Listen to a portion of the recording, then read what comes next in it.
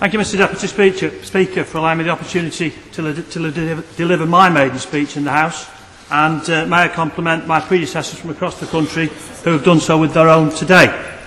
My immediate predecessor, it wasn't his maiden speech, but I would compliment him on a speech he made in this House some time ago regarding post officers, which was against the current government. Mr Speaker, I will begin my speech by acknowledging and paying tribute to my predecessor, Tom Levitt, who was the MP for High Peak for 13 years from 1997. In my 7 years as a candidate in the High Peak, he always treated me with the courtesy of becoming a member of this House, a steadfastly loyal Member of Parliament, an assiduous attender in this House, who took the decision late last year not to stand for re-election, an action in his maiden speech 13 years ago he referred to as the chicken run. Mr Deputy Speaker, I am especially proud to represent the High Peak, not because of its an area of beauty and many attractions, but I was actually born and bred within that area. And as we move towards the summer recess, I would like to recommend to fellow members that the High Peak is a wonderful place to take your summer holidays. It is a large constituency, covering over 200 square miles, and it contains some of the most beautiful countryside in Britain. And as I've sat and listened to many maiden speeches over the last few days, and everybody proclaims the most beautiful seat in Britain, I welcome you all challenging for second place. In Buxton we have numerous architectural delights.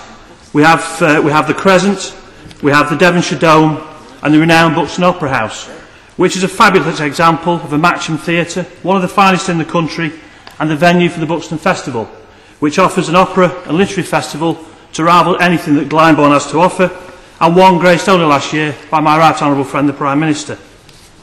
Buxton is also the home of the world-famous water, oft-seen being consumed at famous sporting events across the world, and more recently being drunk by President Obama. And if he continues to consume Buxton water and benefit from all its life-giving properties, he may well be able to live up to his election slogan, "Yes, we can." In the north of the High Peak we have the town of Glossop, which is a different character than Buxton, but in every way it's equal. With its industrial architecture, it shows a different face, and one that tourists all too easily miss. The neighbouring village of Tintwistle gave us Vivian Westwood, and Tintwistle is a village in the High Peak that has very distinct problems with traffic, something I shall return to before I sit down. Glossop also has the proud distinction of being the smallest town to provide a team in the highest level of English football.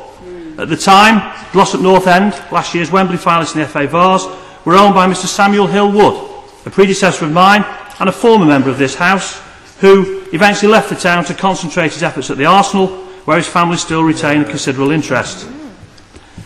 I would add at this stage, for those members who are fans of the television programme The League of Gentlemen, that is also filmed in my constituency in Hatfield. So therefore I assume I am by default, Mr Deputy Speaker, also the Member of Parliament for Royston Vasey. The Hope Valley is a large area, arguably the most beautiful of all, albeit against strong competition. It is contained entirely within the Peak District National Park, which is the oldest national park in the country and reputed to be the second most visited in the world after Mount Fuji. The caves of Castleton, which are the source of Blue Johnstone, unique in the world to these caves and mined since Roman times, and the southern end of the Pennine Way in Edale are particular delights. But it is an area where the farming community play a crucial part in making the High Peak what it is. They have suffered much in recent years, Mr Deputy Speaker, and they are a group for whom I hope to stand up for in this House. I could go through the High Peak village by village, as they all have their own attractions, but the tradition is to be brief. I am conscious there are lots of other nervous people trembling in the wings, so I will mention that my home village of Chaplain Fifth is the home of Frodo Breaklinings, and New Mill's the home of Swizzle Metlows, who make the famous Love Heart sweets, containing messages such as "want you, need you and be mine." They are very much the flavour of sweets for the new coalition. It would not be right to mention the High Peak without reference to its famous limestone that is quarried in great quantities in the south of the constituency, providing jobs and economic benefit to the whole community. Indeed, my right honourable friend, the member from Chingford and Woodford Green, remarked on the vastness of the quarries on his visit to the constituency several years ago. Mr Deputy Speaker, as we move into the stormy waters ahead caused by the deficit left by the party opposite, I would like to commend to the House the actions of the local High Peak Borough Council, who, when they entered into the strategic alliance with neighbouring Staffordshire Moorlands District Council, have driven out over £1 million worth of saving, yet managed to maintain and improve frontline services for their residents. The strategic alliance continues to make strides forwards under the leadership of Councillor Tony Ashton, together with his team of Conservative councillors and supported by the excellent and determined staff of that council. This small borough council has shown a way to us all that savings are there to be made, and we should heed their example. As the Coalition embarks on this Parliament, and I embark on my first and I hope not last term as a member of the High Peak, we are aware of the tough times ahead, but I am and always will remain aware of the problems facing my constituency. In Glossop and Tintwistle, the Tintwistle bypass is one that has meandered on for many years. It was promised by my predecessor 13 years ago, but has still to be built. It is a difficult issue. There are difficult environmental consequences to be considered, but something needs to be done to alleviate the traffic difficulties suffocating Glossop, and Tintwistle itself shudders and resounds to the thundering of wagons as they cross the Pennines. Money is tight, I know that, and will be for some time, but if money becomes available, a workable solution may be achieved.